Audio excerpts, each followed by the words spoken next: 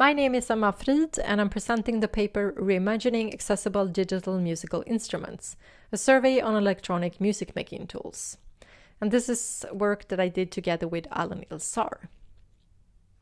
This paper presents an attempt to reach out to the community of electronic music makers through an online survey that we conducted while much of our creative practice and research based on participatory workshops was on pause due to the pandemic.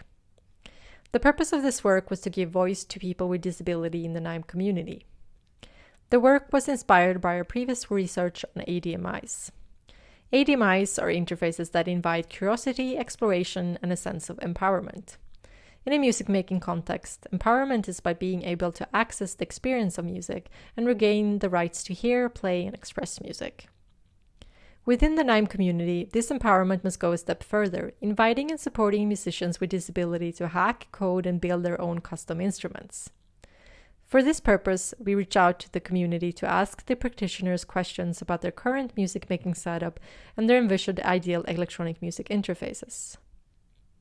A total of 118 people responded to the survey, with 41% of them being professional musicians.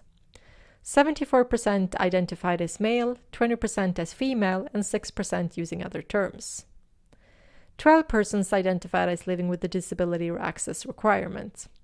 We had initially hoped for more participants, and this low figure is one of the main limitations of the current work.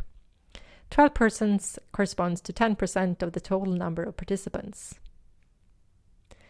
For participants living with a disability, 50% described that their practice had been affected by the COVID-19 pandemic.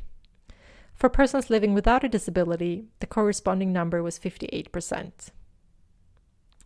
When it comes to the limitations and frustrations of the current music-making setup, 46% of the participants with disability reported experiencing no limitations or frustrations.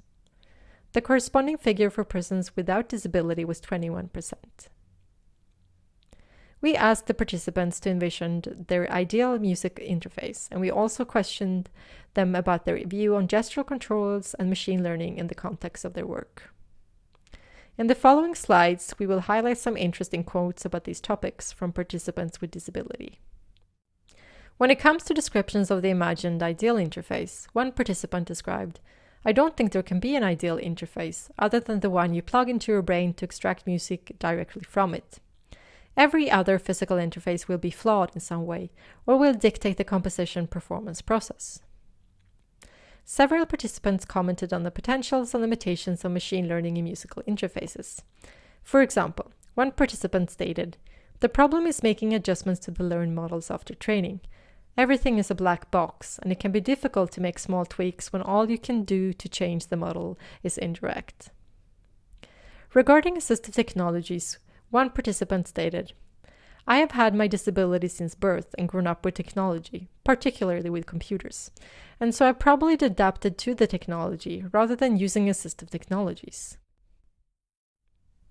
Finally, regarding the use of a gestural in-ear controllers, one participant commented that the lack of haptic feedback makes them difficult to use precisely. Future work will focus on reaching out to a wider range of users with disabilities from different backgrounds and different nationalities, and to work more closely with people with disability, inviting them to actively take part in the design of accessible digital musical instruments.